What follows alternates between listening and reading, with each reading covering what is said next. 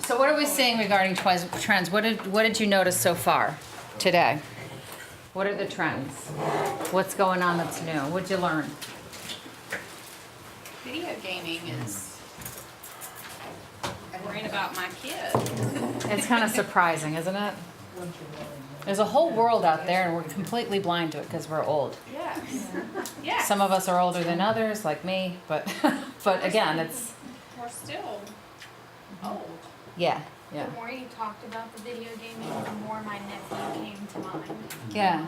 And he's only 10. Yeah. Yeah. So it seems like we're breeding an entire generation to gamble.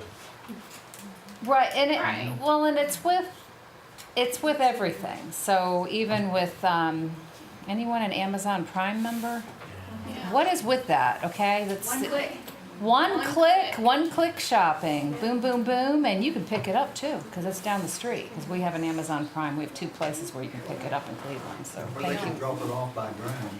We're not They that advanced in West Virginia. So just you wait, girl. Just you wait. So again, that's a thing. So it's very easy. These impulse purchases are very easy. Back in the day, you'd have to go out in the rain in order to get that thing, and they might not have your size, so you don't bother. Now you can float around and do a lot of different things. So again, it shifts our buying potential or our attention in different ways. And I think we just have a tiny smidgen of evidence or of research on this. We're really learning about this as it's going on. And unfortunately, research is always way behind clinical work. And I think it takes so many years to gather data and then put it together and learn from it. So, maybe we'll know a little bit more in 5 and 10 years. We are learning stuff, but I think it's very slow. So again, we're seeing a lot of trends, we're seeing a lot of changes, and part of the take-home message is stay in touch with those trends, ask questions. My clients are always saying, "Don't you know this already?" And I'm like, I just need to know more. You just need to tell me more because I don't know it all because it's always shifting and it's regional too. There's regional forms of gambling that you won't see anywhere else. You guys have a Game of Hearts here? Have you ever heard of it? Hearts, spades. Game of Hearts? A Game of Hearts? Queen of Hearts. It's called Queen of Hearts. Queen of Hearts. It's this thing that's going on in Ohio where you have cards and you take all the cards and you flip them over. And you go in and for, I think it's $1, they don't call it betting because it's legal. It's not. It's in bars and stuff. And actually bars get together and they go in on the same pool. You go in, you put your name and your phone number on the piece of card and you have to guess a card. You have to say it's the 2 of diamonds. And if that card is picked and your thing is picked from the hopper, you win the whole pot of money. So it recently went up to $6 million. So, and then they take a part of that money and they fund the next pile of it. So it's like this weird little gambling pops up and you have people, their whole paycheck going. So you've gotta be in touch with this stuff. It's constantly changing. And obviously the big change that's happening right now is the sports betting and legalizing it. So I usually clip my videos, but I threw a bunch of new ones on yesterday, so we're just going to kind of look at it this way. Prepare for a whole new experience in mobile gaming. Get ready for Intralot Mobile, a superior collection of cutting-edge components that empower you to offer engaging lottery, betting, and gaming mobile experiences to your players. The mobile lottery solution features an intuitive native application with a modern back-end platform agnostic user interface. It is an app that supports digital versions of all physical lottery games and gives access to a world of enticing interactive games that are only available online for an enriched gaming experience. Playslips may be created through a multitude of options. And all different games can be swiftly added to the shopping cart for review, modifications, and purchase. Playslip submission may conveniently take place online or at retail points of sale, while excitement culminates through on-screen real-time draws for fast draw games such as Keno and Bingo. For mobile betting, Intralot Mobile features its corresponding app for intuitive pre-match and live betting on all popular sports. The app is intuitive enough to be used by novice players and at the same time offers all high-end functionalities for advanced players like full, partial, and auto cash out, edit bet, bankers, and more. Pool betting is also supported along with racing and virtuals. Just like with lottery, betting playslip submission can be done online or at the retailer. The third native app, Mobile Games, represents the entry point to a world of endless possibilities in mobile gaming. The app supports a plethora of HTML5 game types and clients, accessed through a compelling game lobby. The app offers multiple game promotional capabilities, including demo versions and automated categories such as most popular and top rated. All three apps are driven by Intralot Canvas, a powerful gaming content management system that allows for presentation of ultimately personalized content and implementation of user interface changes without the need of uploading new app versions. Last but not least, the push notification and campaign management platform is brought into play to enhance customer retention and engagement. This component enables you to design and execute highly targeted push notification campaigns and analyze their effectiveness. To conclude, it is worth noting that Intralot Mobile has already been deployed in more than 10 operations around the globe, and its worth is proven. Intralot Mobile, your next business move.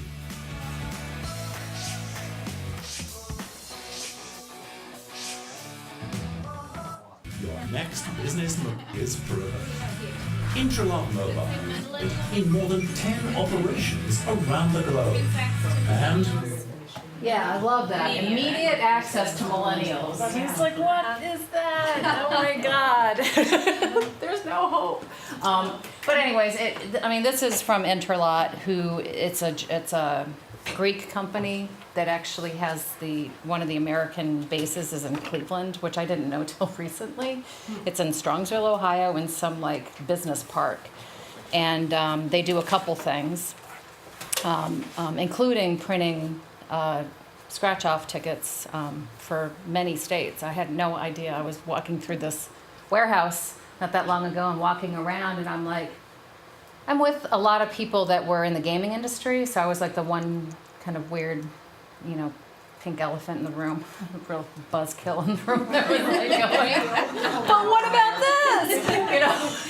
It was a bunch of legislators, state congressmen and senators and so forth. Not federal, but state. So I'm walking through, and I was like, oh my God, these are scratch-off tickets. And I think it was $3 billion of scratch-off tickets were in that room. And I thought, I was like almost panicking. And they're going to be purchased.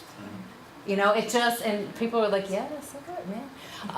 But yeah, they had like these conveyor belts. It was like the Charlie and the Chocolate Factory version of scratch-off tickets. It was really strange. But this is the big thing.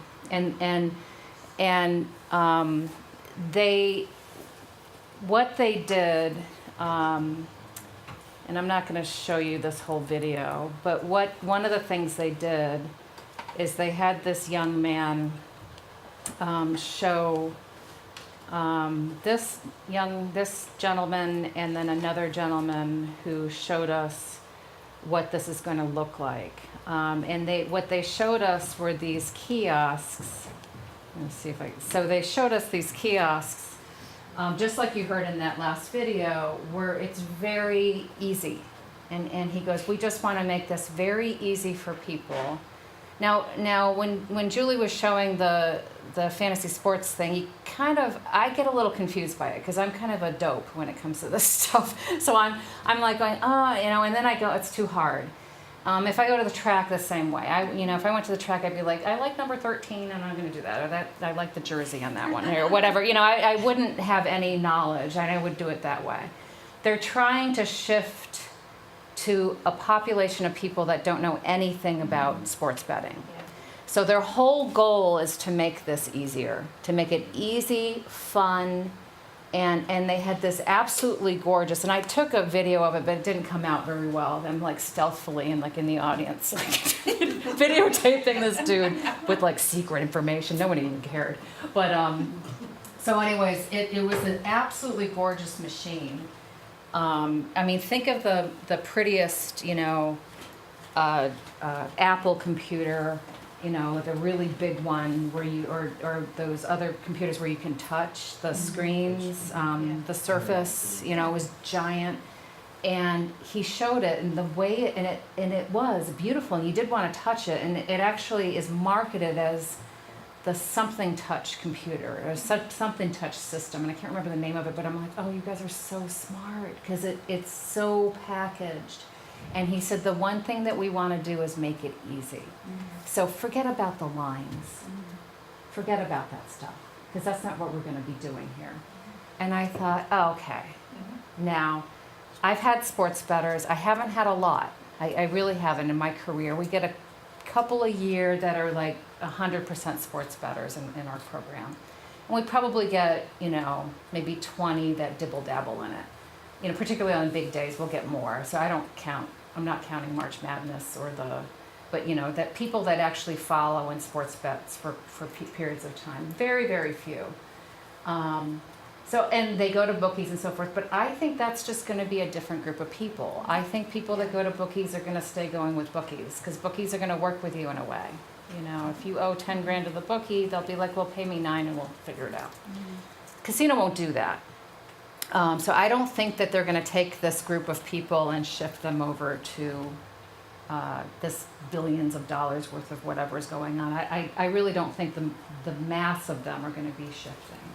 But I do think people will do this because it's fun.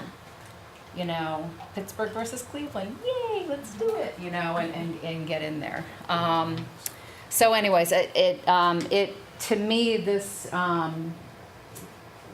it was one of the most kind of shocking things I've experienced in my career, seeing the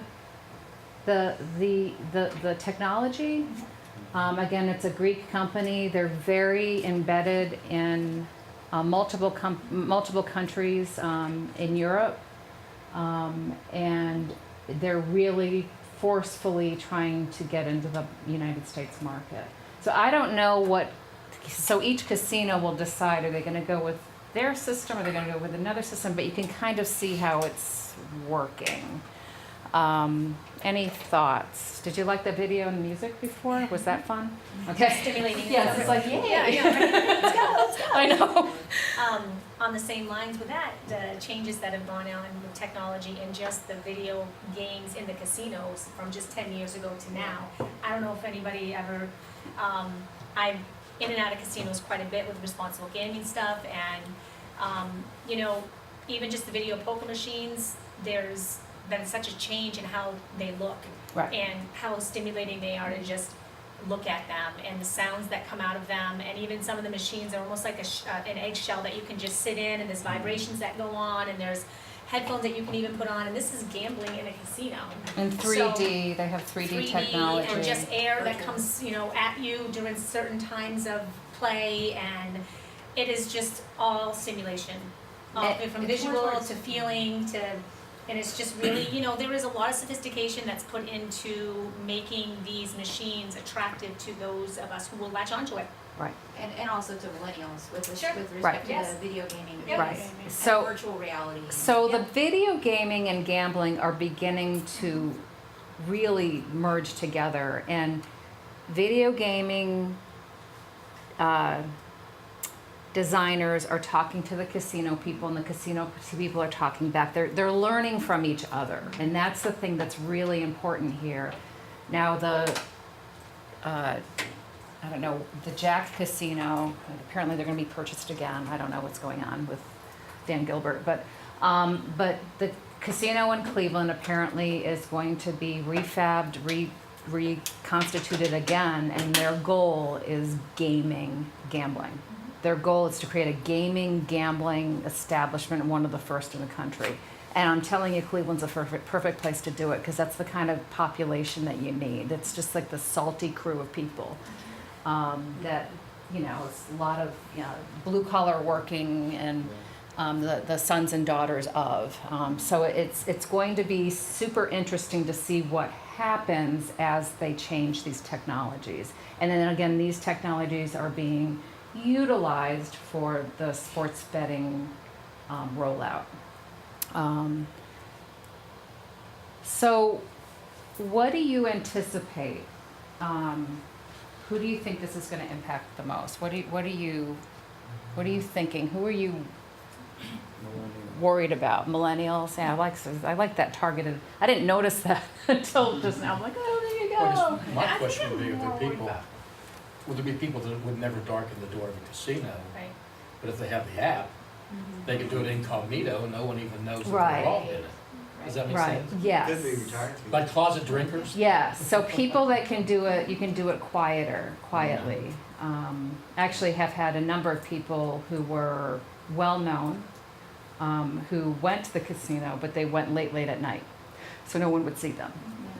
So they would go at 2, 3 in the morning, strategically, because they were kind of local stars, if you will. So certainly this makes it easy. No one will know. No one will have any idea. People with disabilities. People with disabilities. And that's one thing. I have a new student, and he's been doing drug and alcohol treatment for years. He's actually a veteran. Was a veteran for in the service for 11 years. He grew up in the service. His mom and dad were in the Air Force. His dad's a weather guy. I should talk to him about this, but they can control it. Apparently, the Chinese are. But anyways, that's another technology. I saw this Vice thing, and they actually are doing things to control the environment, to shift things around. I'm like, okay, this is really weird. This might be a problem. But anyways, he was saying, it's amazing to me how many people in your program have disability checks. And he goes, this isn't true in the other programs.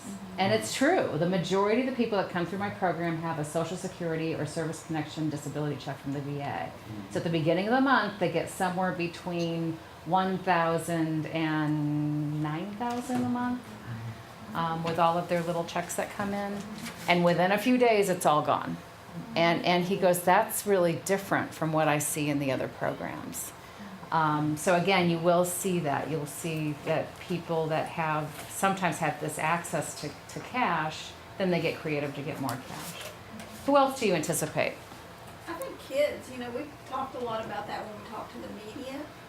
We did the informal poll in our office and asked, if you were a kid when this came out, do you think your parents would have let you bet on it? And most people were like, yeah, I can see my dad downloading that with his sign in, and here you go, and this is a bonding thing. Yeah. Somehow this seems to bring it closer to home or something to me, it's like when my sister, my niece and nephew, maybe it's I'm hearing more from them, but somehow it's not as much down the street as it is next door or something. Yeah, that's so different. It's on the couch downstairs. Which obviously has been going on for a while with some things. And again, the thing I keep thinking of is online shopping and how that's really changed things. But it's just really, I bought soda the other day on Amazon because it was actually cheaper than getting it at the store. I'm like, that's so weird. I got this case. My daughter goes, what is that? I'm like, it's a case of soda. And she's like, but why? It's not really, it's sparkling water or whatever it is. It's called bubbly. And then I had a Dave's Deals thing that made it even cheaper. It's $5 for a case. Now they got me hooked because I keep looking. I'm like, are they still on sale? That was good stuff. But again, it's that marketing, and we've talked about this before, the way they use comps. It's kind of it's like wetting people's palate so that you can you actually get people to try it and then go, well, that was cool, that was fun, and then they try it again and they try it again and try it again because they want people to come back. What about the people who, occasionally make trips to the casino or occasionally made trips to do this sort of thing, and now they don't have to go anywhere? I mean, just availability is right there. Right. In some years ago, I had a babysitter from Sweden, and she talked about in Sweden one of the big things that happened in the last 15 years is they made available bingo at home. So you mail in your card, or you mail in money, they mail you your cards, and then it's kind of like GTV, or the gambling, the horse track TV. You guys have that? It's probably on your cable package. It's GTV, but it's like you can actually, Game channel. Watch horses. it's GTV. But it's all horse track stuff, and it goes right into your living room. It was actually on the TVs at work, and I had to talk to them why that might be a problem. Please don't have that. Still have the bingo though. I've been trying to get rid of bingo for 20 years at the VA, but nobody will listen to me. I'm like the gambling zealot, the axe lady for Carrie. Carrie, whatever. I actually have her thing. She actually found it today when I was going through my stuff. This, lips that touch liquor shall not touch ours. This guy, Carrie Nation, this beautiful woman. Remember with the axe though. Yeah, she axed up the bars, and that's me. I was like, I'm like the buzzkill for gambling. But she's right here. You can see that's from actually a bar in Boston. I just stumbled upon it, but I'm like, oh, Carrie Nation. She was a radical. God bless her. She's running around with her hatchet. Actually, Lori Rugel and I talked about that. I said, we could grab our hatchets and just have at it. So again, we're anticipating some stuff, but we really don't know what's going to be happening. We're in a little bit of the Wild West. I don't think we have a Sacagawea, but we have each other a little bit, and then we kind of have to get together and kind of understand what's going on. But okay, as we're Lewis and Clark going forward, we're going to try to figure out what's going on. When we look at the literature, the best thing to do is just kind of see what's happened, what do we know already that's in the literature, and what's kind of popping up. And I just picked a few studies here. I don't want to bore you with too much, but Rachel Voldberg did a pretty nice study recently, and this one I thought was pretty interesting. And she was trying to predict problem gambling, and this was a study that was in California. And they found across many different ways of looking at the data that past year internet gambling seemed to be the most powerful predictor. So there's something about, obviously, internet gambling that you're priming the pump constantly. And then she also had this kind of extra little finding of these medical and psychiatric issues, that people that had these disabilities, which you guys have talked about, right? So that ease of access, internet gambling, plus having these disabilities, the combination of the two were particularly powerful. So you can see some of the folks that we need to be paying attention to. And this is gambling in general. They did look at specifically sports and then 3 other forms of gambling, but sports was one of the subtypes. They didn't find anything specific for any particular subtype. They just said in general, you're more likely to get toward gambling if you've got these issues going on. One of the things that's difficult is this piece of the medical and psychiatric issues is a lot of times the industry, like the American Gaming Association, will talk about it's really the psychiatric issue that created the gambling problem. And I just don't buy that. I think that they're both issues. I think that they combine together. But I don't think that the medical or psychiatric issues. I don't feel it's appropriate or reasonable to say that's the cause and the only cause of this problem.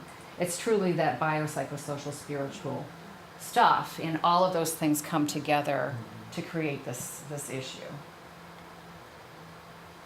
So this is another one from some years ago, 2008, for college students with all gambling types, including sports. They found some personality characteristics that lead to increased gambling. So rash actions during positive mood, lack of planning, and sensation seeking. So again, you can see that there's certain kind of characteristics, which is one of the things that I do all the time as I look at people's personality, and we'll talk a little bit about the pathways model again, because I think that that's really important to understand sort of in what context did gambling.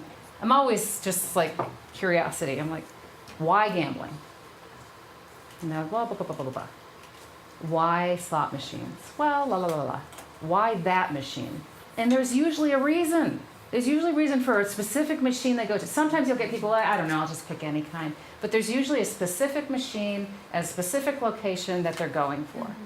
And just ask why, and you'll get answers. Well, I won $17,000 on that machine, and I think it might happen again.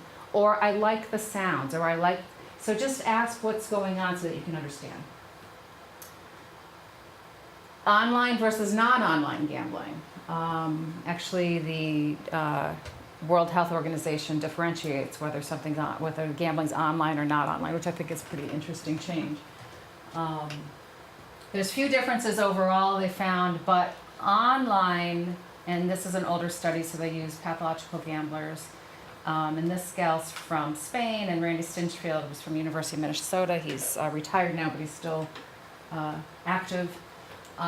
So online gamblers, problem gamblers, pathological gamblers, had higher education levels, higher SES, and larger amount of money spent on gambling and gambling debts, which leads you to think that they might be gambling more because of this larger amount of money. But we don't know. More time and so forth. But there are no differences in other personality characteristics. Fantasy sports players. This is I think Hong Kong. I think they did this study 2010. Participation by males, not females, by males, were predicted by sensation seeking and perceived knowledge. And we talked a little bit about, and you shared your story about that need for excitement and competition. And I'll never forget early on in my training, Norm Krudelbach, who used to work with you guys, and he said there's nothing worse than a persistent and competitive gambler. He goes, there's just nothing worse because they can't let go. I mean, it's the competition, like, I'm going to get this, which is a lot different than the people that are gambling for escape.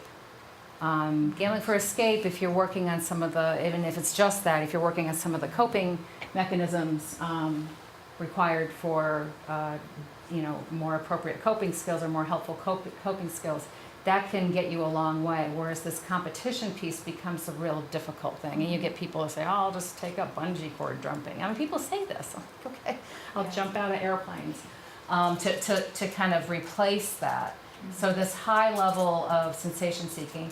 And I'm telling you, the folks that I work with, I know that when they come to the door, I know when I'm getting this. I know I'm getting a sensation seeking, and I know this, and I've got this kind of stuff. This is typically what I see for someone who has a sports betting problem. Again, these are sports bettors that are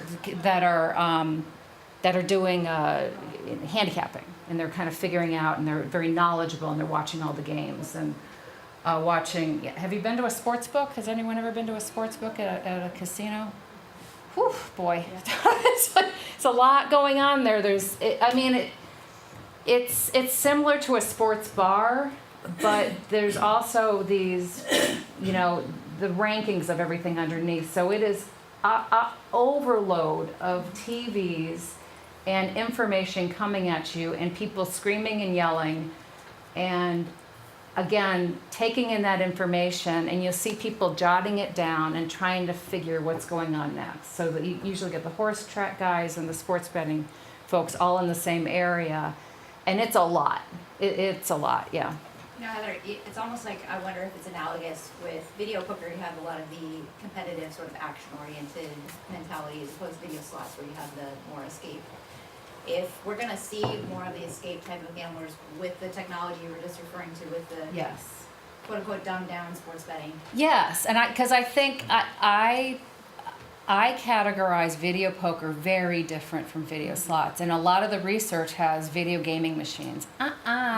Ladies and gentlemen, no, because in video poker you're actually making these decisions. You're playing the card game, and you're making decisions that impact the next thing. Video slots is just like it's already been pre-programmed, and you're just pushing the button, and they got that happy little button that stops it. Well, it doesn't do anything. It's just a pretend little button. But it makes people feel like, oh, I've got some control here. I'm going to hit this a lot. It's like the elevator button. When you push it a lot, it comes faster, right? Have you done that? I've done it multiple times. We actually used to have one in school. We used to have one that did work. If you touched your floor that you're on now, and you had 4 floors already set, if you touched them all at the same time, it would erase the floors. It would piss people off. It was great. So, anyways, you can kind of see that. That fantasy sports players, and I have this, if we have time we can watch it. I've showed it to most people, but that little clip from PBS Frontline of the guy that's gambling video sports, and the question a couple years ago that I had when they were saying this isn't gambling, and they say in the video that this isn't gambling, and he's just really having a problem. And the reason why I know of that video when it first came out is one of my, he was actually a baccarat player, called me and said, this guy, you got to see this video. This guy's in trouble. He goes, he is really in trouble. And yeah, I mean, he was gambling, $15,000 a shot, a day. Up, down, up, down. So, like we said before, let's face it, this is old data, and these are new times, and we really don't know a whole lot about what's going on. So let's just remember something. This is something from Vice Sports, December 21st, 2017.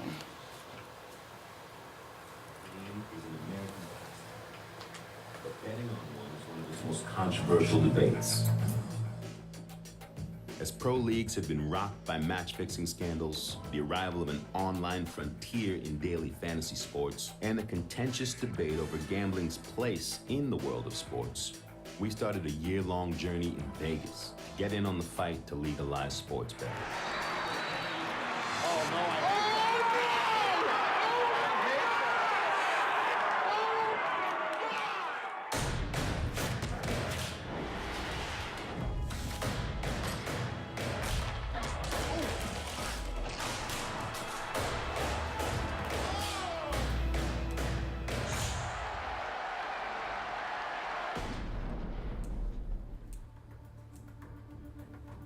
Gambling is a passion. It's an addiction. For some, it's a job. Today, it's one of America's biggest legal questions. Yet people have been betting on games since the beginning. But no amount of laws have kept sports betting within its city limits, earning its reputation as an American tradition that lives on the black market. Even as legislators today attempt to change the current laws, sports betting is still only legal in Nevada and 3 other states. So with billions of gambled dollars flowing offshore, we headed to Vegas during Super Bowl 49 to see how the pros bet on the Seahawks and the Pats. Yeah! Super Bowl, baby!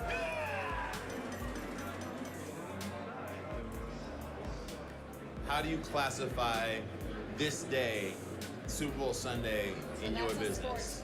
For me, it's like Christmas. The nation celebrates the fact that we love to bet on sports. You have a very involved science, it looks like. No, this is art. There's a math element of betting propositions, but there's also an art element. That's what I love about handicapping, is that there's absolutely a math side to it. That if you're not paying attention to the math, you're gonna get slapped around pretty good. But when it comes to actually making the decisions of which is the right one to pull the trigger on for any given wager, that's all art. Who do you like? like today? I like the Seahawks today. I feel like they have the best opportunity on both sides of the ball to win the football game. And me too. Okay. I think Seattle is a little bit better than New England. Normally Super Bowl Sunday, there's a lot of betting opportunities for a guy like myself. It's a pretty sharp guy. I'm against the public, so my bets aren't pretty. They're ugly. People don't like my bets. People come in with jerseys, they're yelling and screaming. There's no emotion in what I do. I'm sitting here looking, like begging for that line to move back down. This is just 110% Super Bowl. So it's really confusing to novice bettors. Just like this book, like me. You step into the Superbook and you're surrounded by numbers. And almost all of it revolves around the line, a mathematical point spread between two teams. So you're not just betting on who wins and who loses, but specifically how much better one team is than the other. However confusing it seems, one thing is clear. Your bet's got no chance if you haven't done your homework. minus a half. Minus a half. That wins by 3, you get great odds. Either one wins by 3, you get great odds. You gotta look it up in a proposition. All right. Yes, take a look. A little bit of advice. 71-10, $500 on Seahawks minus 7.5. Okay, I'm gonna bet $100. We've talked to the pros 7-1-10. There's no passion. This is business. They like Seattle. All right. That's basic cable money. So that's where I'm going. Be careful with it. You read the betting number, and then tell them how much you want to put on. The over for $50. What's a good number? You can put $100 on that. $100? Yeah. All right. You can put $100 on that. There will be no homeless shelter for us tonight. Bets were being placed minute to minute through the entire game. And while in-game wagering was continuing on the floor, we were introduced to Jay Cornegie, the vice president of the Westgate Superbook. Jay's at the center of the machine that is sports betting in Las Vegas. And from what we saw backstage, it's a well-oiled one. There's a lot more conversation nationally about the idea of making what you do here legal in more states than just Nevada. The state of Nevada only represents about 1.5% of everything that's wagered on these games. It's already going on. So why not go ahead and regulate it and tax it? How much do you think is being wagered illegally on something like the Super Bowl? Well, I've heard estimates about $3.8 billion, just billion. With a B? Yeah, B. It makes our $119 million look pretty small. The Westgate is one of several Vegas betting sites running the massive amount of action on Super Bowl Sunday. But there's no smoke and mirrors here. All day, they've created a line that's changed as wildly as this up and down game. And now, all that swinging money's come down to one play in the fourth. The Seahawks are on the 1-yard line, and we need them to score. Oh, man. Oh, no.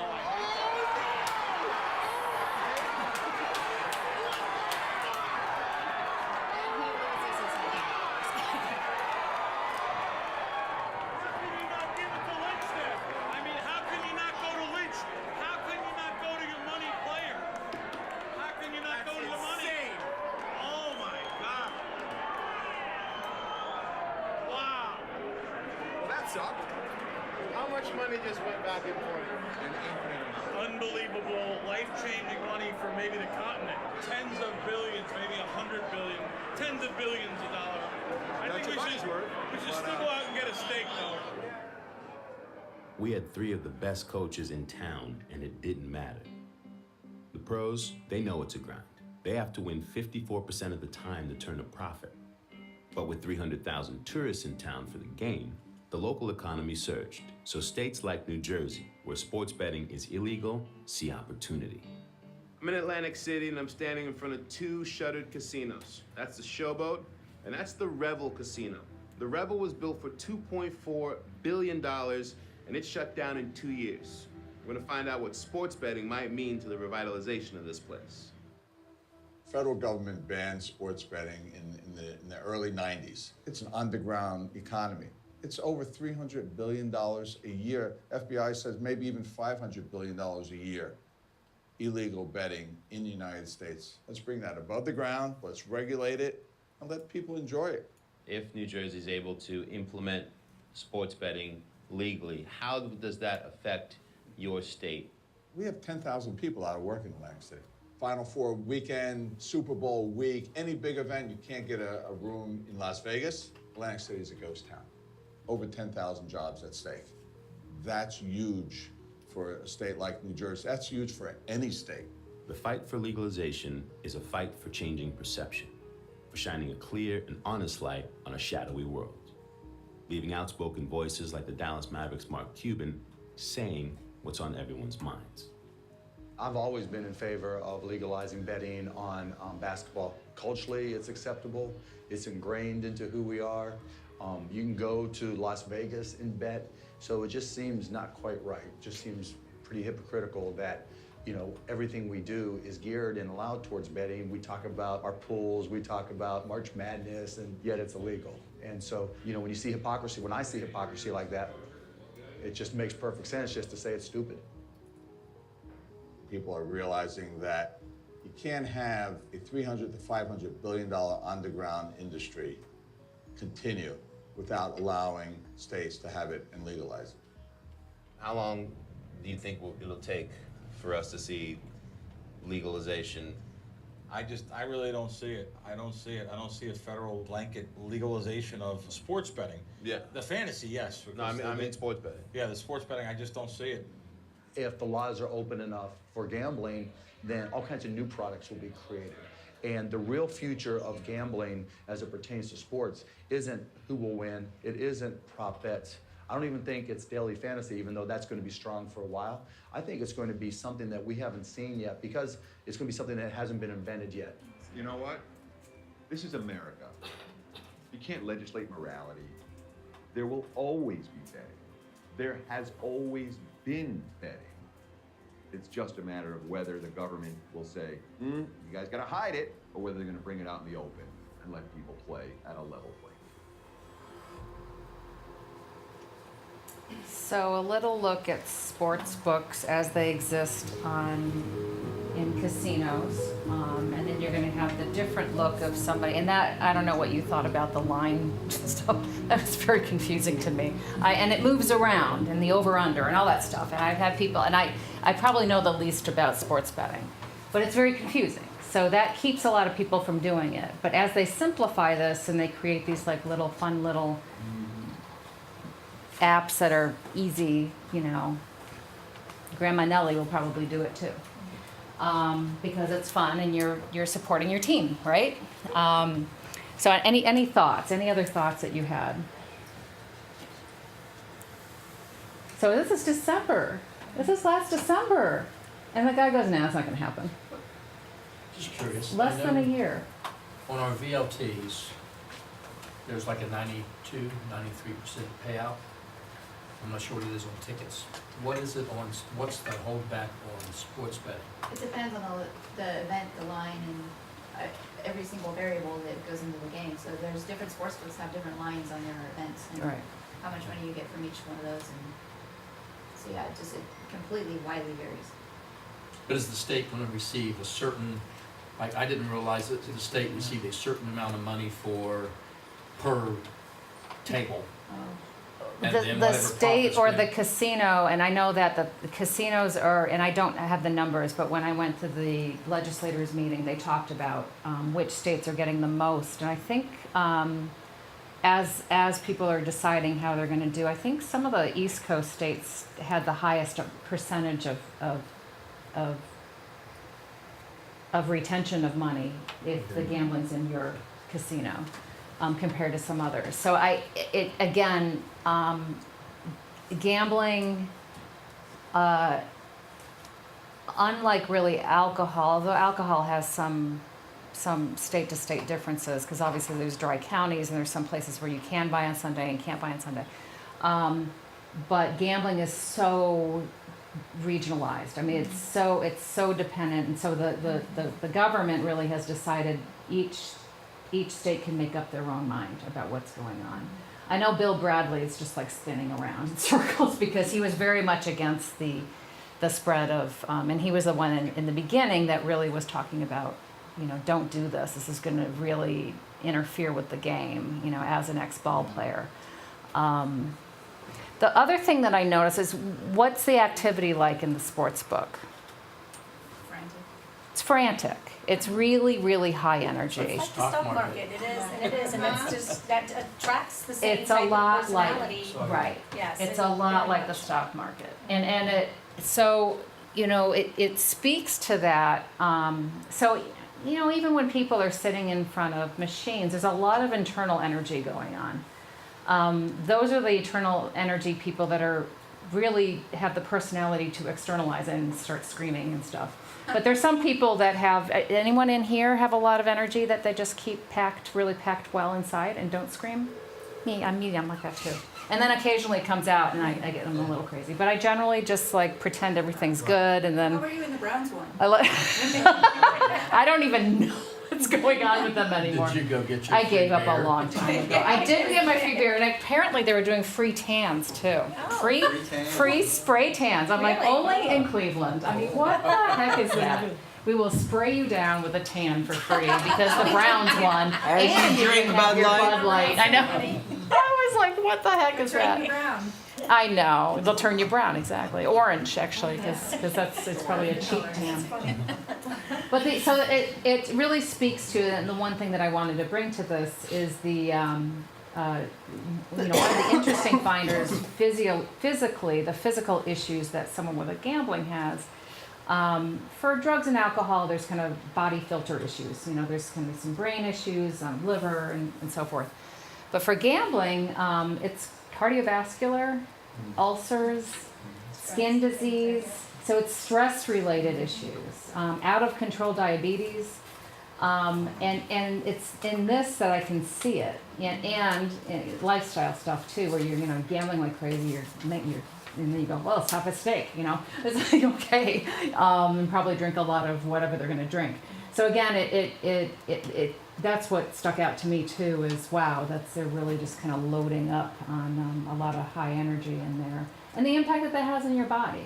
Your body can only handle so much of that. It's kind of like that fight-flight stuff that we have inside of us. Yeah.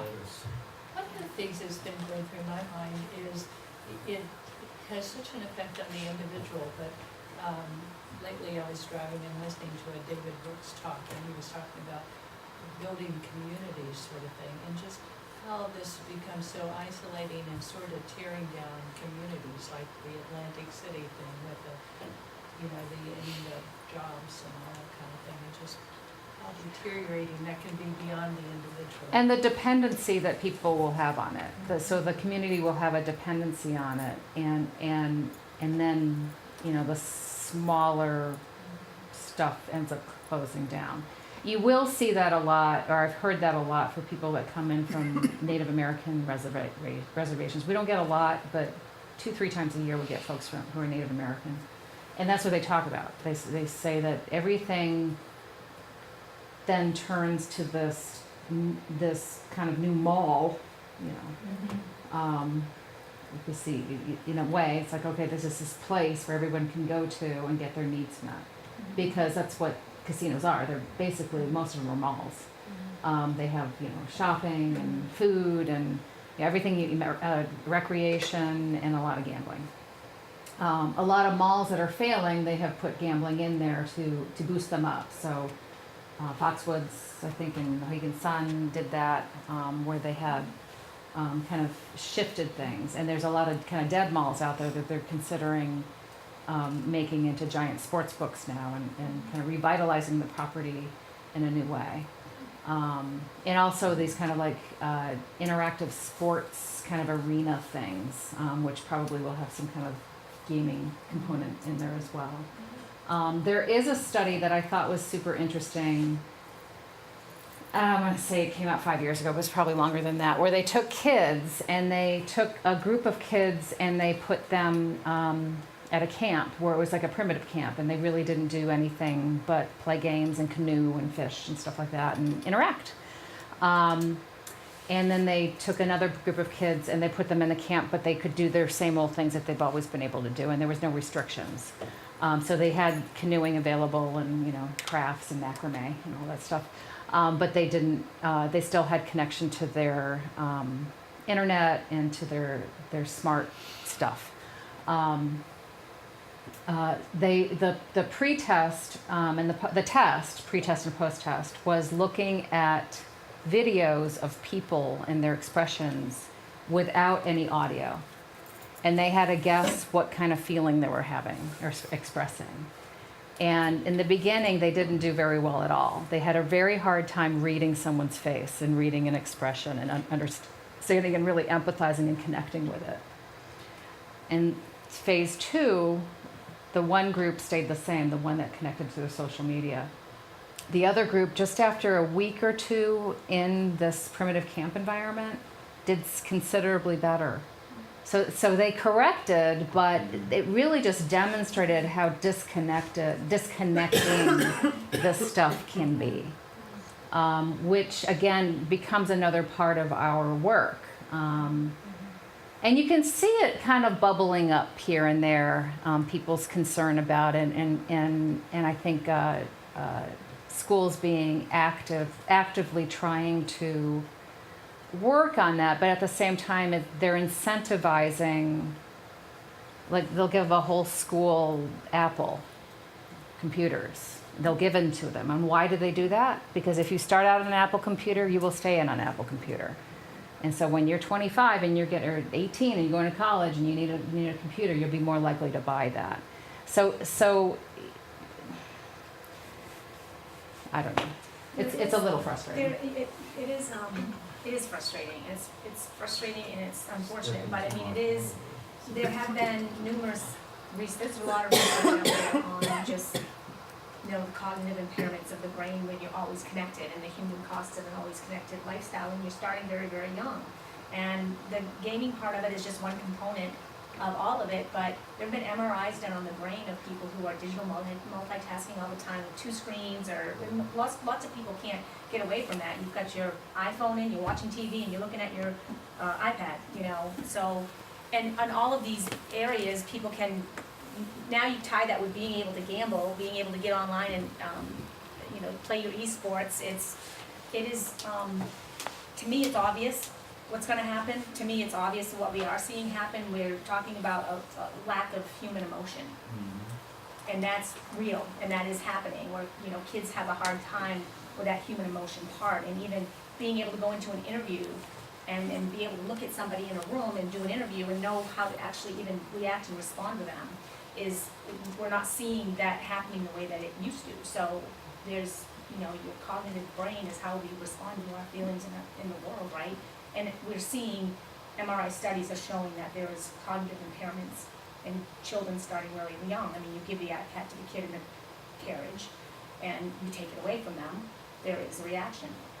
There's like a detoxing reaction. You give it back to them and they're calm, like what the teddy bear used to be or whatever. So, it's just, there are best practices involved with technology addiction, and this whole gambling piece is only going to, I think when we say what is to come, I think we realize that there are going to be added problems because of this rise in technology and because of sports wagering being legalized. I mean, I can't see that there aren't going to be increases in. And again, it's for a different population Yeah, right. than we already have, and that's the thing that I think gets me the most, is that they're so smart, these Greeks, these Greek guys. And I was like, I'm like, what's with all the Greeks at this meeting I was at? And I was like, oh, I had no idea this was here. And I mean, I'm really good friends with the Ohio Lottery people, and they're like, yeah, I don't go here that much. And they don't see it from the same viewpoint that I do it. And I was just like, yeah, this is amazing. My big fat Greek mobile app. It was unbelievable. They even had the little machines where the numbers were configured. We're going through this. It was like a real cool room. I'm like, what the heck is this? I'm like, oh my God, it's the New Hampshire Lottery machine that's determining what the number is going to be. It hasn't helped their own economy, though. Greece is one of the worst economies. Right, and except for a few people. These guys are tycoons. Unfortunately, one of them passed away in Cleveland. Right before the conference. Yep, right before the conference, he decided to dabble in Cleveland cocaine, and it ain't your Greek cocaine, dude. So he was found dead. It's very sad. He was supposed to actually lead our group. So again, they're intentionally changing this. They're very, very good marketers, and And so it's just understanding that they're really working on this, and really the technology is ahead of us. And it's going to take us a while to kind of get used to this. I think some people will find they have a problem and have natural recovery, they'll be able to say. And the majority of people have natural recovery, they're able to do it on their own. But it's for those few that don't, that have a significant problem, and it has a significant impact on them and society. This was an interesting study. So you know, we talked about the stuff that was out, and this is the stuff that's kind of newer studies that have been popping up that are interesting. So this is looking at online sports versus online non-sports gambling. And the non-sports gamblers were younger compared to the online sports gamblers. And the non-sports gamblers had higher debt compared to the offline gamblers. Online sports gamblers obtained higher scores and persistence. So, you know, you're getting, we're getting a little bit of information that we've got high sensation seekers, we have people that it looks like they're gambling more, kind of makes sense because when you look at the availability data, University of Buffalo has done a lot of work in this, and it's been kind of all over the map. You know, does bringing more gambling or a casino to your town make a difference in the outcome of how many people become problem gamblers? And over again, they're like, actually, it does a little bit, tiny bit, for a little bit, and then it stops. He did a really cool study recently where he looked at not just the casino coming, but multiple forms of gambling, multiple types of gambling being available within a short distance. And he found that definitely that makes a difference. So every time we get these new forms popping up, in Ohio, we've kind of exploded within the last few years.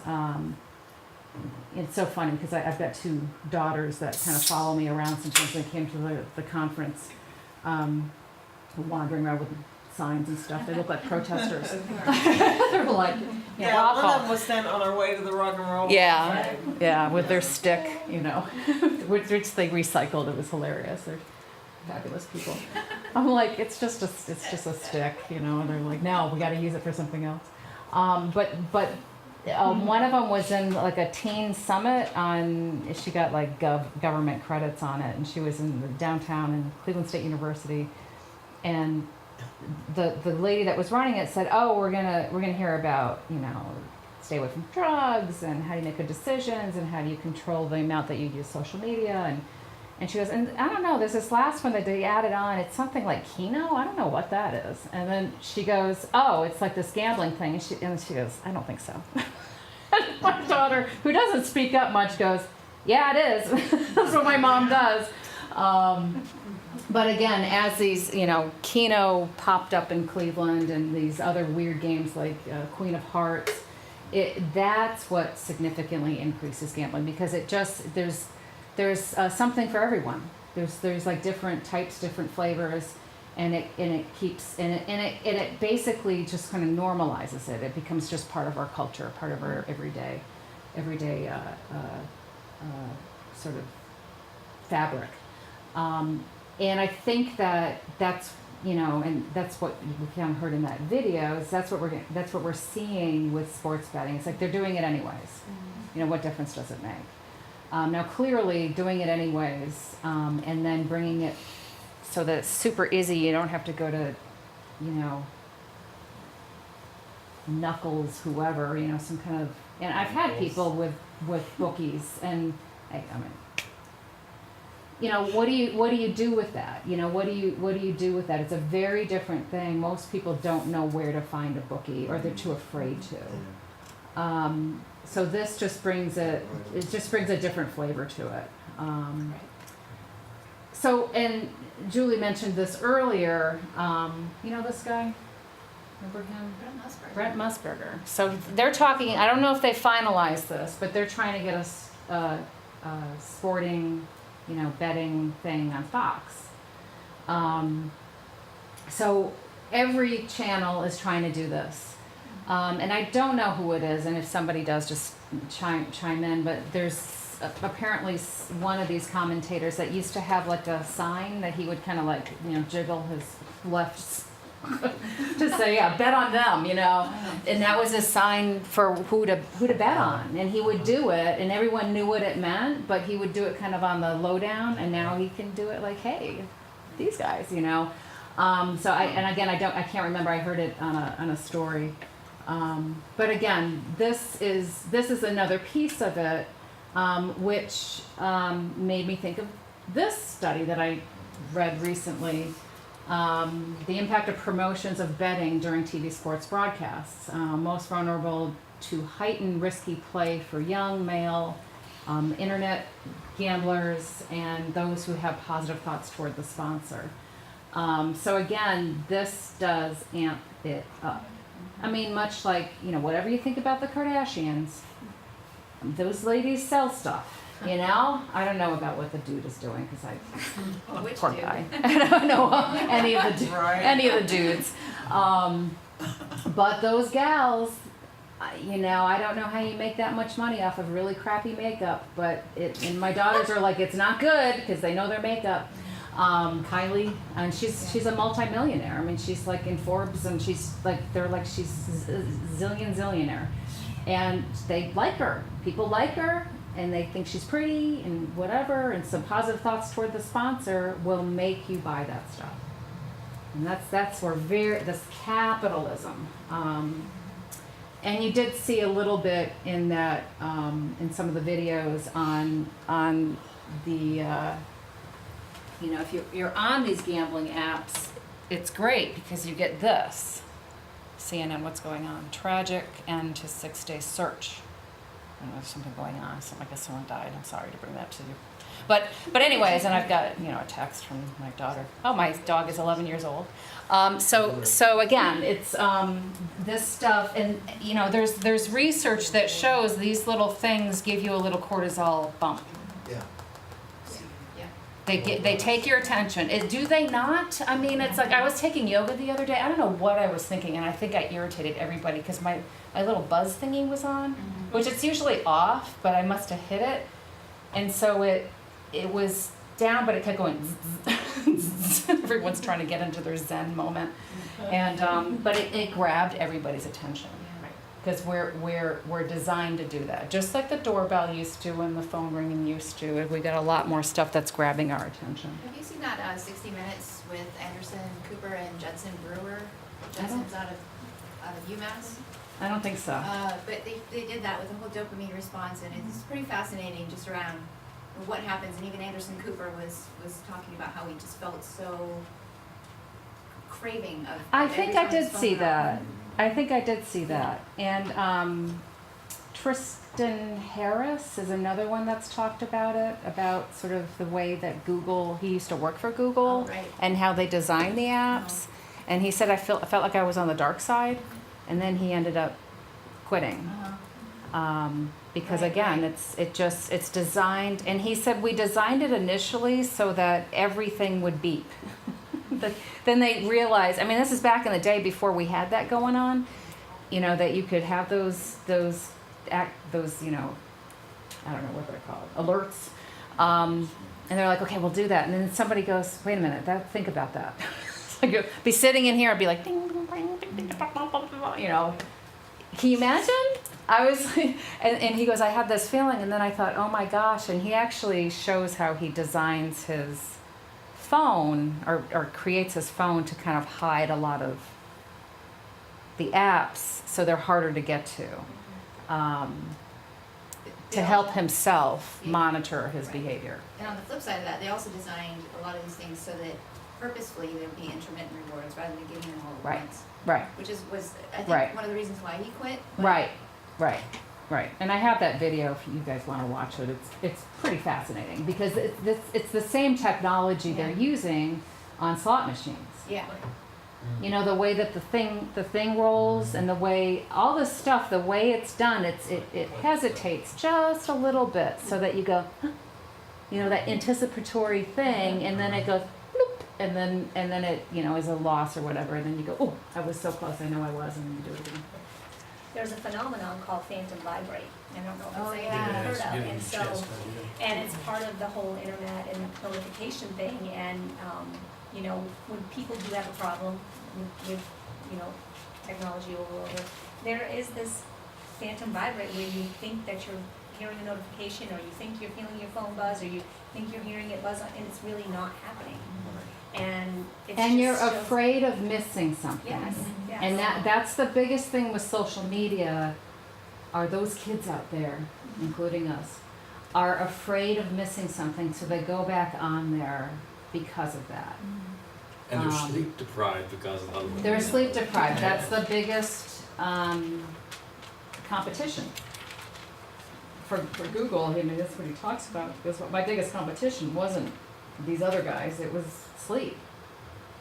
I get those, and I'll reach for my phone and I don't even have it in my pocket, but I can feel it vibrate. Wow, yeah. Does anyone else ever have that? Oh, yeah. It's really common. I mean, it's really more common than I think people realize, but that is, you know, a real. And it won't even be in your pocket. It's not there. Right. It's just fascinating where we are, and then again, how that's changing our field, and really how we're going to approach this. And again, how do you assess it? I mean, it's asking that question. I actually have my first fantasy football person. They're 100% fantasy football, which I've never had before. I've had people dabble in it, but nobody that was full blown. And I think he's from Maine. He's from, I think it was Maine. I'm 90% sure. Might be New Hampshire, and I know they're different states. But yeah, so I mean, he it's like when people say Ohio's Kentucky. I'm like, no, not really.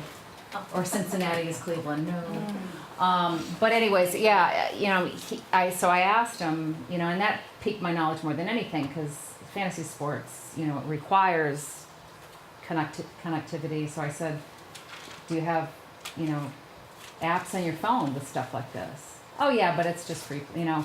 But again, it's one of those things that I think would be missed, because people don't think about it until later on.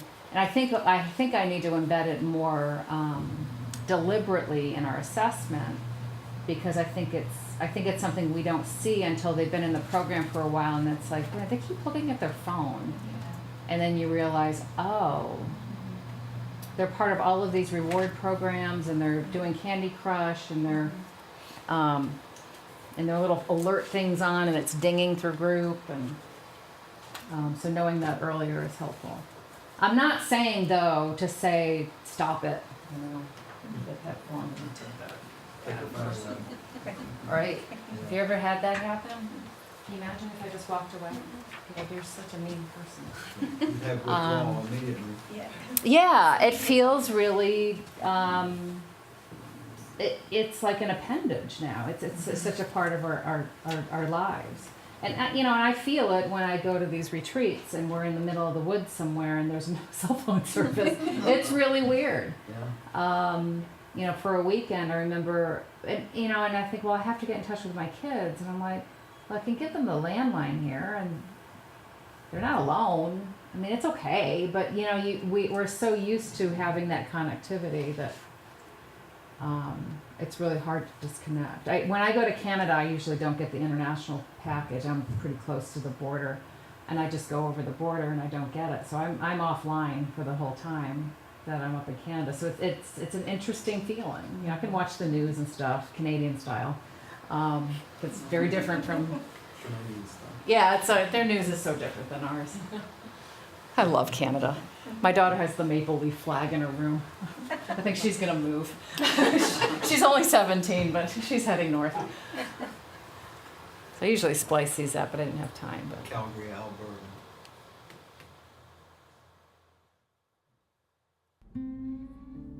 To find out whether addiction was becoming an issue, we talked to counselors who work with problem gamblers across the country, and wound up in Auburn, Alabama, to meet a gambling addict named Josh Adams.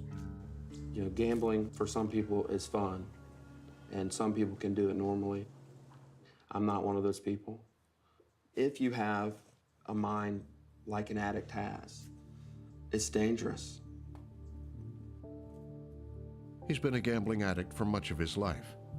He says he's lost hundreds of thousands of dollars betting on sports. He thought he'd recovered, but then discovered daily fantasy sports, playing for years on a number of different sites. It'd be akin to an alcoholic finding out about a whole new street of bars that he or she never knew about. How much time a day did you spend on picking players? 80% of my day was spent either researching or analyzing.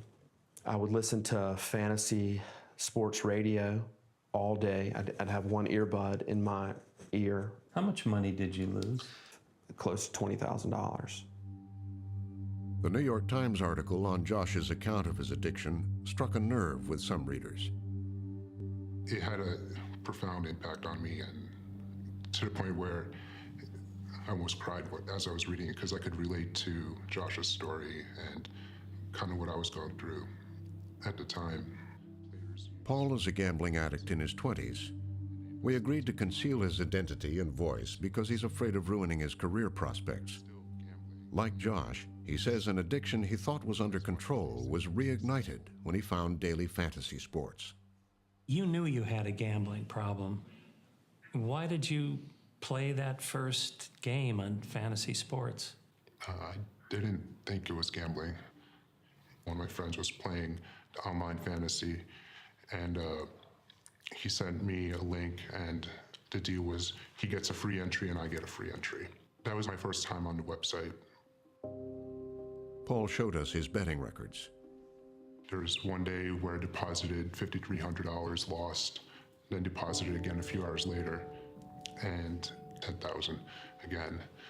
If that's not an indication of problem gambling, I don't know what is. How much do you estimate you lost? I think it's a little bit over 60. It's between 60 and 65,000. Did you have it to lose? No, it's mostly credit card debt that I had to take on.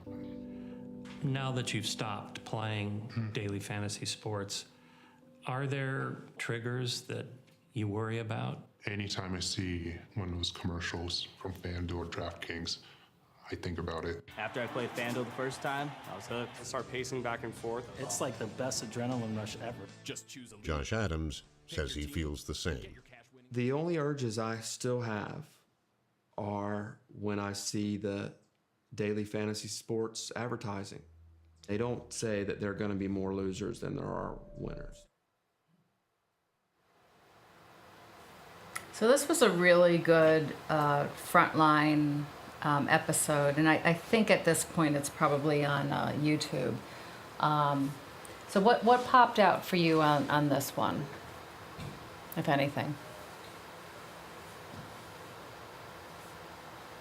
That young and that much debt.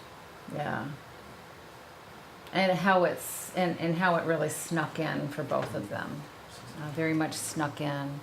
And again, the access, the ease of access in their home. And I think the competition piece, like Julie was talking about earlier, of putting your teams together. Now, I do think that this is just going to be, I think they're going to be bought out. I think they're going to be bought out by casino companies, and they're going to kind of merge together. That's my guess. And him being okay, both of them in recovery, and then having this new avenue is really what they're saying. Is Yes. that they thought that they were in control. They were and it very was much under taken by control. surprise. Yeah. And they were given a free bet off the top. Did they, To entice you. will they do that with the apps as well? Well, they do it with casinos. You get There's free play. And they don't do it, they generally don't do that. I mean, it's sort of, I guess, ladies' night or buy one, get one. For alcohol, you generally can't get free stuff. You're not getting every Sunday night a free drink or free case or whatever at the bar. But they have been legally incentivizing gambling for many, many years, depending on your level of play.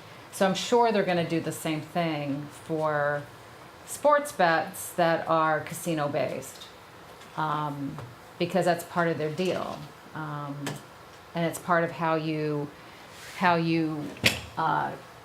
maintain your level your diamond level or producer level, you know, all that stuff, all those different levels, that becomes a thing too.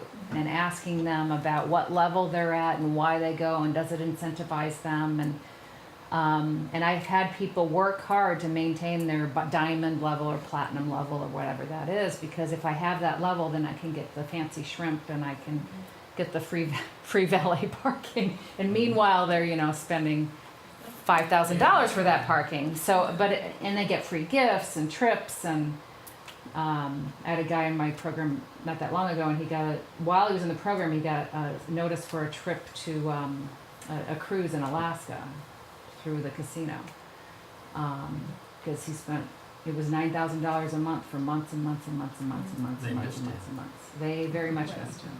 And they have very strategic marketing Yes. for that, and there is a surge of, there's a rush with that too. Like, Yeah. I can remember really working to get to that elite level. Yes. You know, you start at that basic, you know, you get the card that's pink, but you want the black card. Right.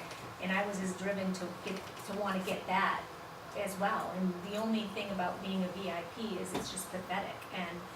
And I didn't think it was at first. You know, you're getting the opportunity to take friends and family to dinner, and you're getting limo rides, and you're getting, you know, an extra $1,000 on your card when you walk in there to play, and stuff in the mail. That's just was kind of fueling me Right. also.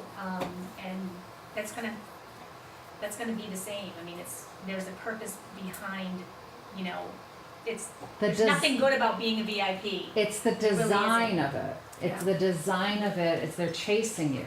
Yes. Not any different than if you go on llbean.com and you look at a sweater or a sweatshirt and you're like, oh, that's pretty nice. And then the day later, it's like in the side column of you're looking at your mail, and it's like it pops up. It's like, oh, it's 5% off. I'm like, how did that happen? Or if you buy it now, you could get $5 off your T-shirt or whatever. So again, this is marketing and computerized algorithms. It's really something else. And again, the casino industry is very much doing that. You can see from Intralot what they're doing. You know, when I went to that presentation, I just really felt like I had joined the dark side. I was just like, what is this? And then, you know, all these legislators are like, yeah, we do it quickly. And I was like, whoa, hold it. And one guy actually came up to me afterward and said, and you know, said something to me like, you know, I think he was from Kentucky. He goes, I think I might need to slow down a little bit. Well, I don't think they slowed down because I just heard that they're forging forward. And just be, again, you know, for people to be more thoughtful about this. Think all the way through the consequences. Think about it. Just like they do thinking about, at least they did back in the day, thinking about, you know, how they design a city and how the roads go and where they're going to put business parks versus residential. And most places have planning. There's some cities that don't. It's just like a big hodgepodge. But most cities have this whole planning commission. But with this, there's just like in what Julie had said earlier, and I think you had mentioned it too. It's the money. People are like looking at as free revenue. Well, it's not free revenue. It's the same amount of money that's just being recirculated in a different way. So instead of spending it here, we're spending it here. But it's not like suddenly we're going to get all this extra money. It's still out there. It's just out there in a different way. So instead of going to mom and pop's, you know, little hamburger joint, you're going to go to the MGM Casino's hamburger joint, maybe, and then put the rest of it in the machine.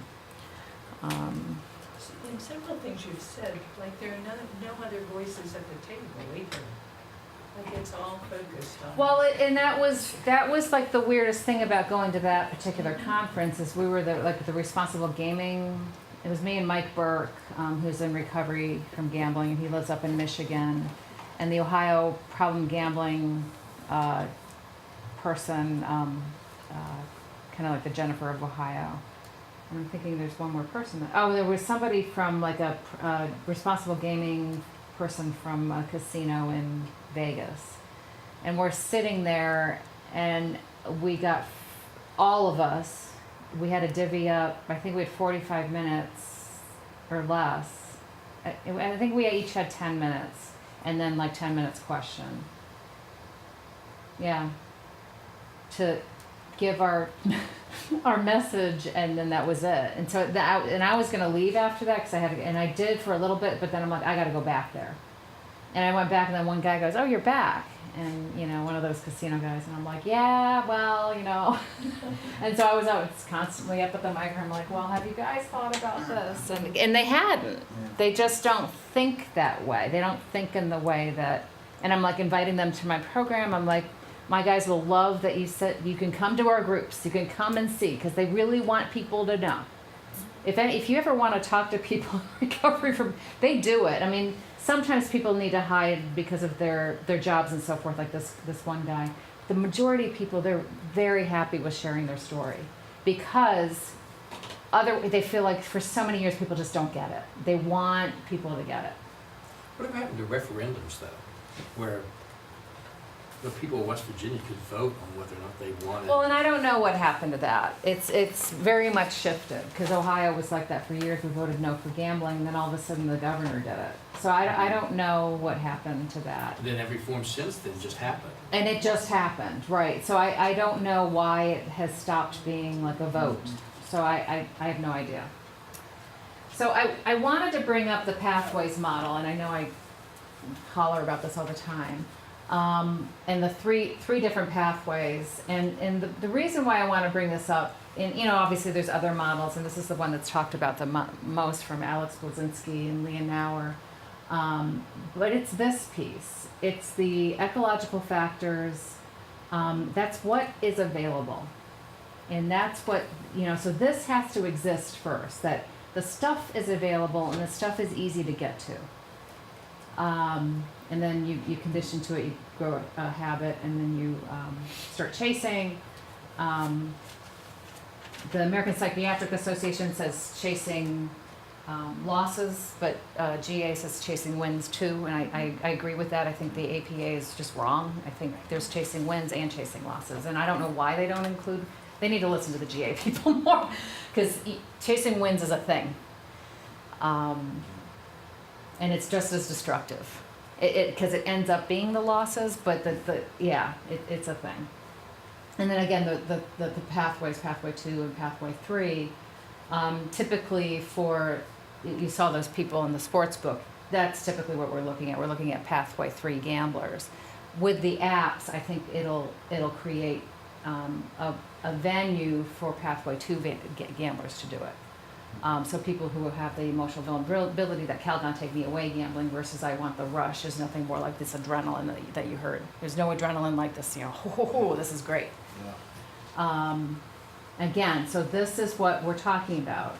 Increased availability, and not just that it's available, but the different types, again, that are available, again.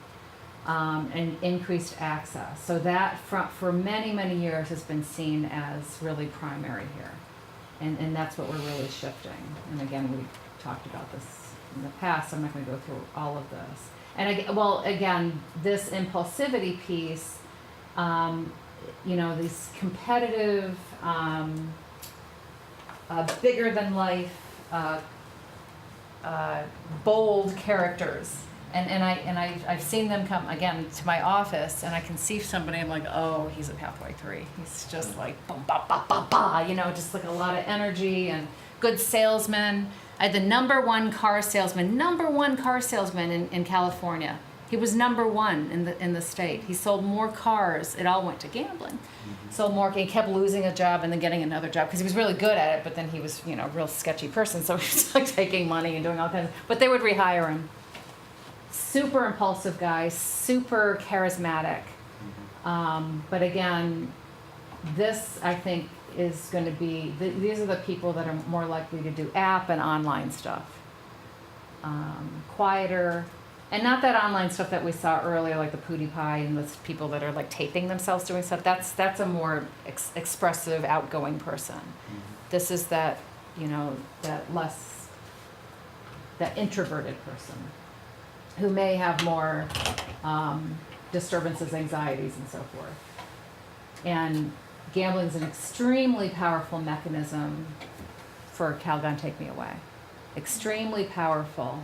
And Dewey Jacobs years ago had that whole dissociation uh, uh, conceptualization for gambling, that you can actually be at a machine or even at a table and really just dissociate, just completely disconnect from the world. So again, this is just an example of some of the treatment protocols that I've talked to you guys about, and just sort of thinking about, how do you approach somebody, and you really want to right size it to that person and their needs. And of course, it starts out with assessment. And one of the things that I think is important is that, kind of like SBIRT, screening, intervention, and brief treatment for alcohol and drug use, there needs to be an SBIRT for gambling, and they are working on that in certain states.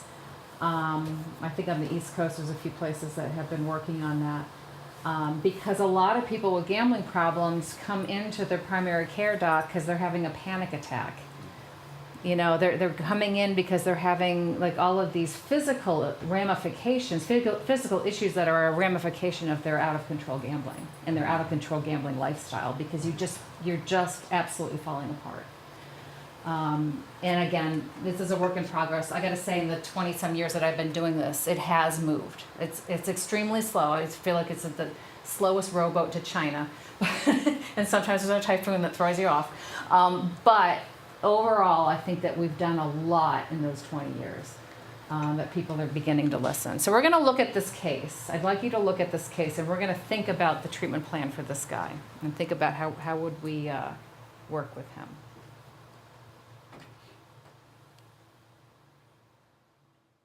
What's up, guys? This one is going to be solo. I don't have my sidekick, my son, with me, but it's been a real while since I've shared my gambling addiction that almost cost me my family. And gambling is as bad as any addiction out there. I remember sitting on my couch having to choose my family over gambling, right over there. And literally, I had to make that choice. Obviously, I made the right choice, and I had a mentor, and I had great friends that helped me through this dark side of my recovery. But as an addict, really, it's tough to think rationally. The addiction controls you, and you can't control it. It all started with a little trip to Vegas when I was in college. I got a little taste of success, and I was visiting my best friends in Tucson, and we decided to make a trip to Vegas. We were going from 11 p.m. to 6 a.m. One of those where we drove 99 miles from Tucson to Phoenix, took a plane ride to Vegas, and from 11 p.m. to 6 a.m. And I won $1,000, which was equivalent to probably $10,000 in college. And it literally, thank you, Eric, and it literally downward spiraled from there. From the age of 19 to 33, I couldn't go one day without having action on any sports. I would bet every single game. I would bet everything. I mean, I would bet basketball, baseball, football. I didn't bet soccer. I didn't bet tennis. I would always have to get up, make my bets. When my son was born, I mean, I'm almost positive I left to go outside to say I needed to catch some air, but I was literally going to put my bets in. I couldn't go without a day without betting, and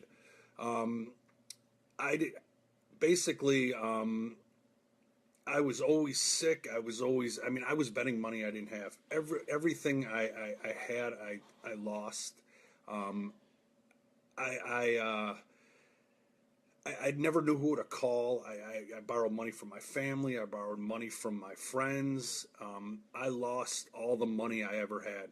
I gambled everything away. I mean, everything. I am still trying to pay off my gambling debts now. I mean, I borrow money from family, friends. Physically, I would be there. Mentally, I wasn't there. My wife would be talking to me, and I'd be looking up at the screen. I mean, I was just not there. And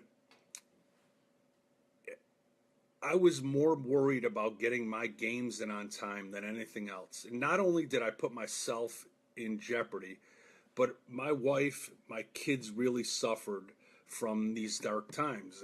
And it's emotionally now, because those were a lot of times that, you know, I could have been with my family and I just wasn't there. But the sad thing is with me is that I actually enjoyed losing. I like to lose because I like the stress of having to find the money, having to come up, and that, you know, you have a problem when you like losing more than you liked winning. So it was an emotional roller coaster for me. I was down this road many a times, and I told her I quit many a times, and she threatened me many a times, but this time she had it. She definitely had it with me, and I knew she meant business, and she always had my back. And finally, she gave me the choice, and I knew she was gonna go. I knew this was it, and she wasn't gonna do this to herself and our kids, which meant I hit rock bottom in my life. Okay, and I wasn't yet in jail or I wasn't dead, but my rock bottom was my family, and I was given the choice: gambling or my family. And I had to make a hard decision in my mind to now think how hard that decision was in my mind, because honestly, gambling was my best friend. It was my buddy. I can always call on gambling to have fun, okay? But it was also my worst enemy. Okay, so for this guy, kind of pair off, and I want you to think about what do you want to know more of, and what are the things that are highlighting to you that would be potentially a thing in treatment, as if this guy walked into your office. Our group came up with what's his access to money that he enjoys, what's going on for him to enjoy that thrill of finding money, and to maybe interview his wife and to see what was going on with childhood, to where he was just seeing himself as that loser.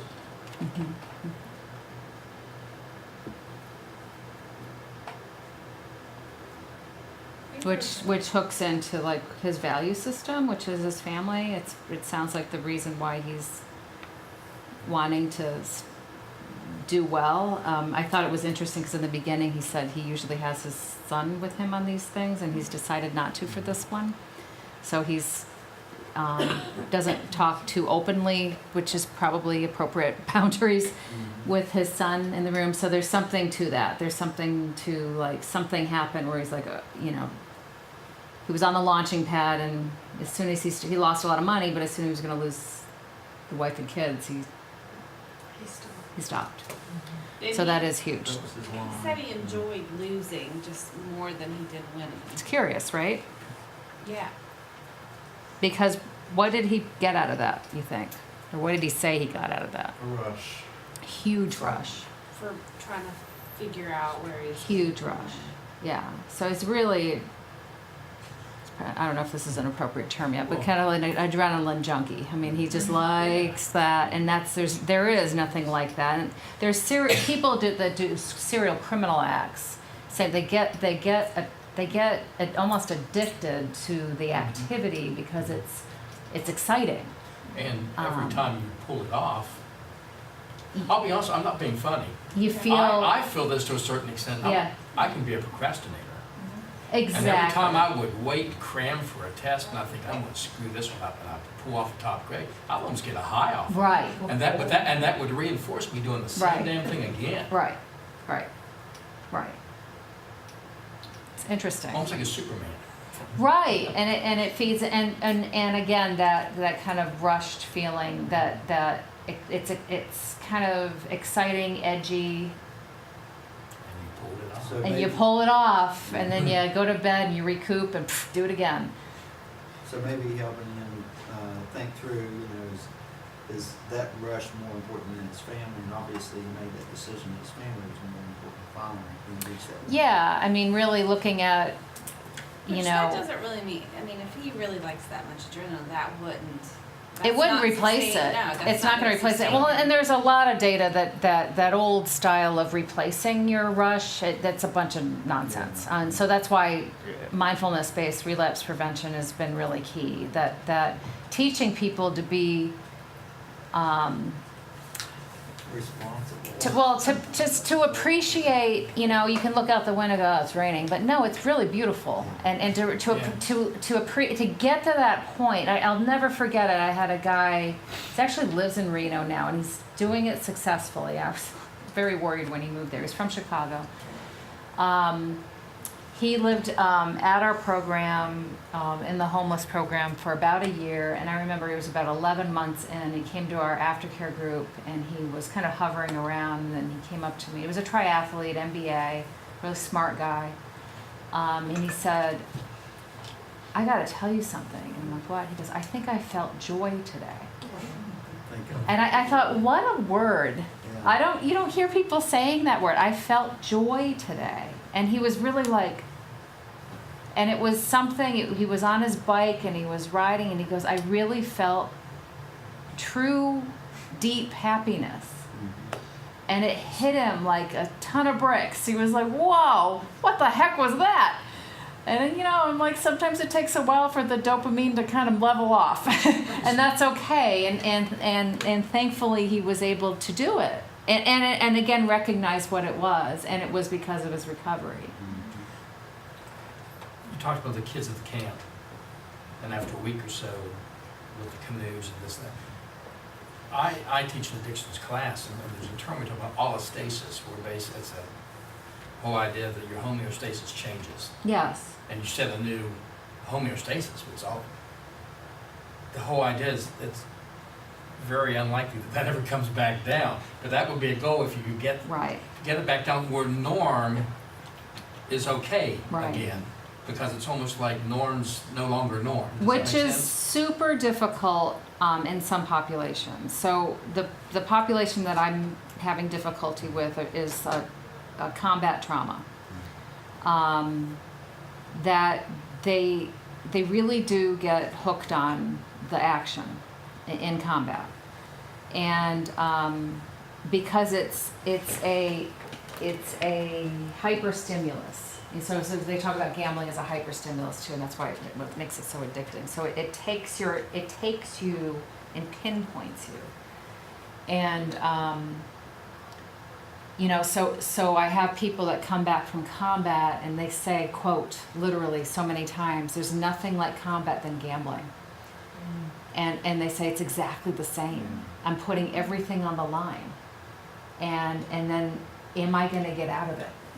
Am I gonna make it? That's a rush. And there's nothing nothing better than that rush. So you have people that have gone through, especially the Vietnam vets. And actually, I had a guy that specifically said that years ago, and I'll never forget it. And over time, I get more and more and more and more people saying the same thing. And they're like, drugs and alcohol, no. And that just kind of numbs you out. But this is action. This is an awakening, unlike anything else.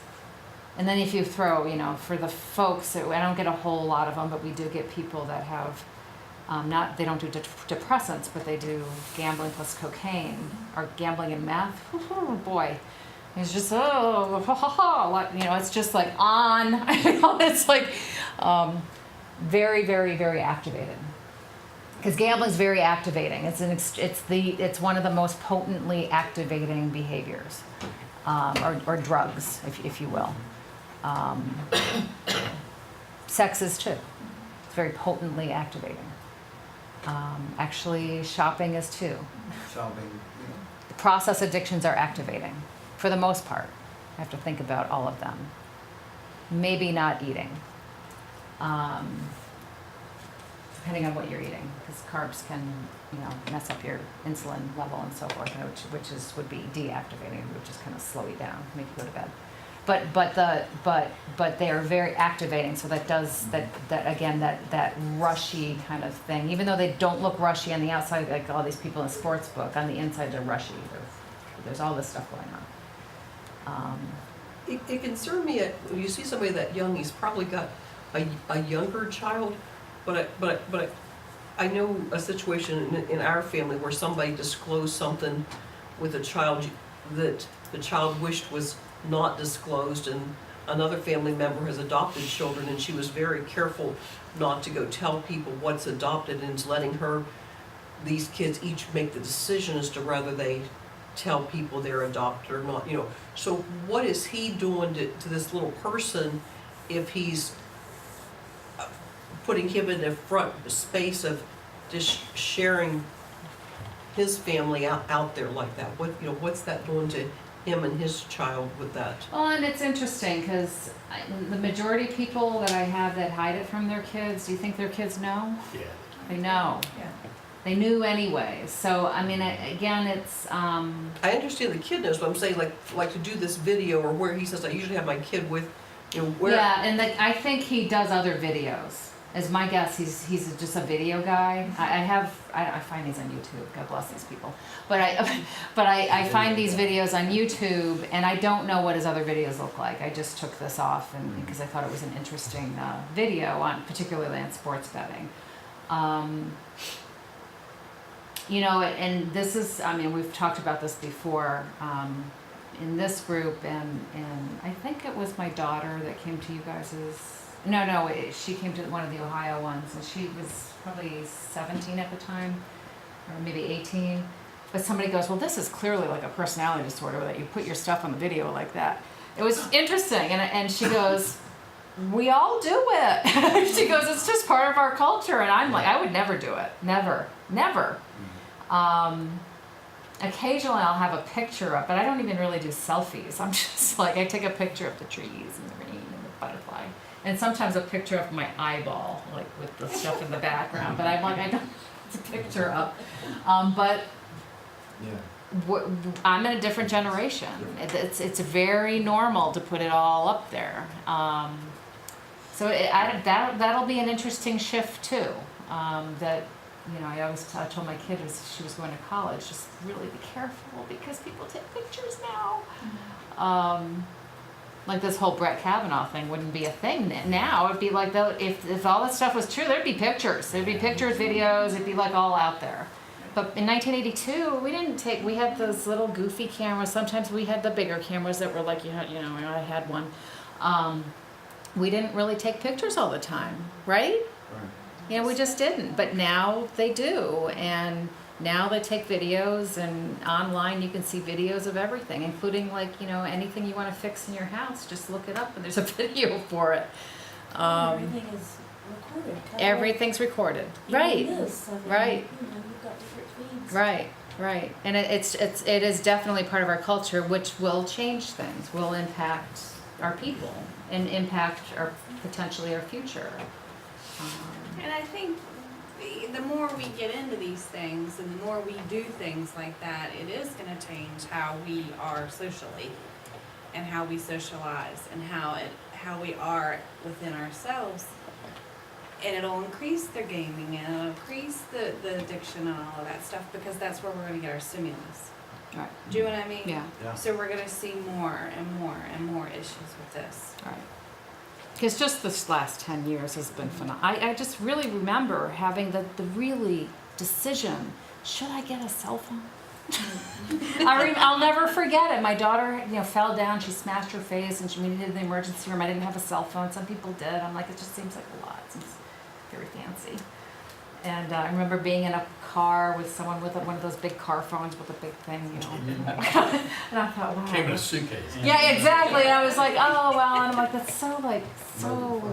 I mean, even I was talking to someone about even doing my nails. I never do my nails, and I did this to connect with my daughter. And so I was like, okay, we did our feet, and I'm like, well, let's do our nails too. So I said more time with her. As she ever sees this, she'll be like, Mom, really?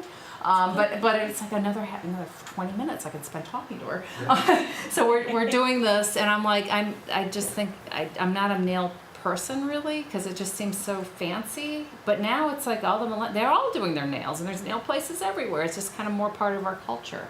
So things are shifting, and I'm feeling like my old aunt Addie, it's like always complaining about the traffic light. So anyway, so we're talking, when we shift over this and talk about responsible gambling and treatment, and thinking about safeguards. And of course, there's some safeguards that they talked about, like creating these reports. And Interlot does that, where you can go in there, you can see how much you've gambled and what you can set yourself limits and so forth. And we've talked about this, that it'll totally depend on the individual being willing to do that. It's good that they have the option to do it. When people do use it, it's successful. But there's very few. When they look at GameSense, which is MGM and a few other people are using that program, which is limiting, helps you limit or keep and control your gambling. There is some efficacy to it, but there's very few people that actually utilize it. So for the people that use it, so the people that say, yeah, I guess I'll use that, they're probably the super responsible people that are coming in that might not have developed a problem anyways. But that's good. I mean, it's good that it's helpful for some people. I don't think it's a cure-all. There are some programs in Canada and some places they're actually rewarding people for responsible play, so you can get comps for responsible gaming. Yeah. That would be better. Kind of interesting, right? Because we're pretty good with rewards. We want our stuff. We want our like little tchotchkes. People like free stuff. Thus my like satchel of free stuff from Sephora. I've got this is like I don't know why I got. I mean, it was some kind of thing, and I've got my little this, and this is some kind of cream, moisturizer. But again, I don't use it. I always give it to my daughters, but it feels so good when I get that in the mail. I'm like, yay. Earning points for non-gambling, so earning points for actually going to the shows and so forth. So again. Other things to think about, and that's of course some of the industry making some of those decisions and are helping with that. And there's also something really interesting because we're talking about phones, and there is one little swear word in here, so I apologize ahead of time. Who would have thought that phones that do nothing would be back in style? Welcome back to What's Trending. I'm Candace Carrizales. Subscribe for more social media news every day. We went from landlines to giant cell phones, to Nokia stick phones, to flip phones, to keyboard phones, then to iPhones. And now we're back. We're back to phones that only make calls and texts. I guess there are people that want to live an internet-free life. Or maybe people that just don't want to break the bank for a phone. It's the Light Phone 2, and it only costs $400. Wait, what? That's not cheap. That's like the price of an iPhone SE. So definitely not a money saver. So it's definitely for like minimalist reasons. The phone first launched in 2014, being called the Light Phone, not the Light Phone 2. Because the Light Phone 2 is the one that just came out, just so we're like clear and really understand each other. The original Light Phone could only make calls and tell the time. Ugh, boring. The company themselves called the phone quite a smart, dumb phone. Very clever company. It kind of reminds me of the Jitterbug. You know that phone for elders? Or the Firefly, the phone for little kids. It has like 4 buttons on it. Between the Jitterbug and the Firefly, there's not like an in-between phone, And I feel like the Light 2 phone is definitely the in-between phone for everyone between the ages of children and elders. Does that make sense? So now people of all ages can own boring phones. So what makes the Light phone and the Light 2 phone so different? Oh my God, great question. As I mentioned before, the OG Light phone could only call and tell the time.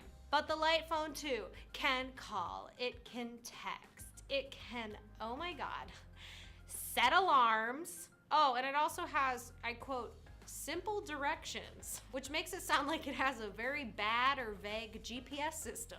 So how many of these dang Light phones did they sell the first time around? Oh my God, another great question from you. They sold 10,000. Almost 3 years and 10,000 phones later, we find ourselves asking, how can we go light more often? I guess in the scope of a startup, 10,000 is like pretty good, but they're definitely trying to reach more people with the Light Phone 2. The first Light phone kind of existed to just leave your iPhone at home sometimes and have like an extra phone with you, but with the Light Phone 2, it's kind of made to replace your smartphone. In an announcement for the new product, the company said, "Enjoy a morning jog. a drink with an old friend, a night on the town, or a day at the park with your kids, walking up with a coffee and a good book, a trip to the beach, or simply some time away from your Instagram. Okay, so maybe at first I was skeptical of this phone, but when I read that quote, you can spend the day, all day, at the park with your kids, it got me thinking there has to be parents that are just like on their emails constantly, looking at their phone and just not looking at their kids at the park. Uh-huh, yeah honey, yeah hun, that's great, that's so good you're on the swing, honey. Yeah, hun, you look so cute on the slide, honey. Uh-huh. Kind of sad, which makes me think maybe this phone should be marketed to bad parents. So, I wanted to finish with obviously $450, whatever it was. That's a lot. But it's an interesting idea that things are sort of shift back. And I usually have at least one person in a group that intentionally got the weird old flip phone that just texts where you have to like hit A several times before you get, to get to B or whatever. Or button number 1 to get to B. So again, one of the things to think about is access to stuff. If you've got a sports bettor, like that guy who loves sports, will watching sports be a problem? Like we talked earlier today, will golfing be a problem if you did a lot of betting during golfing? Like we said, like we talked about earlier, if you're doing if you have internet gambling or gambling that's required on an app, removing the app is obviously a possibility, but having a phone that can't do an app, so it's a little bit harder and harder to find these old flip phones.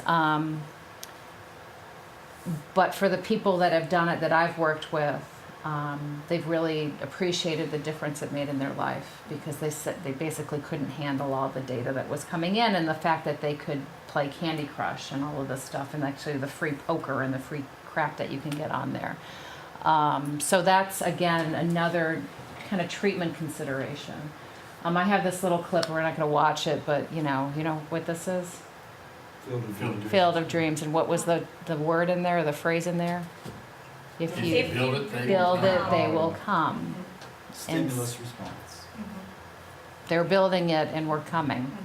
So again, helping people be curious about their own behavior.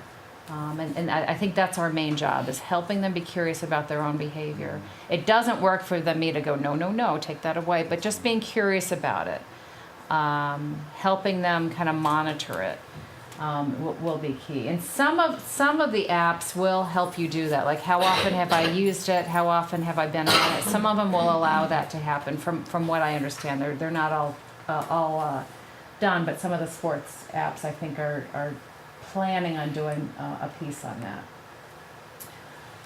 So again, really think about use of motivational interviewing and really coming alongside of somebody. Because there are people that will be hesitant to give up stuff like comps, like their phones, like their computers. I've had people we've talked about, I really don't think you can have a computer, and they look at me like I have like 3 eyes, and I'm like, there are people in this world that don't have a computer. They're like, how can this be? Or a cell phone for that matter. So again, helping them kind of understand what's going on and helping them be curious about their own behavior.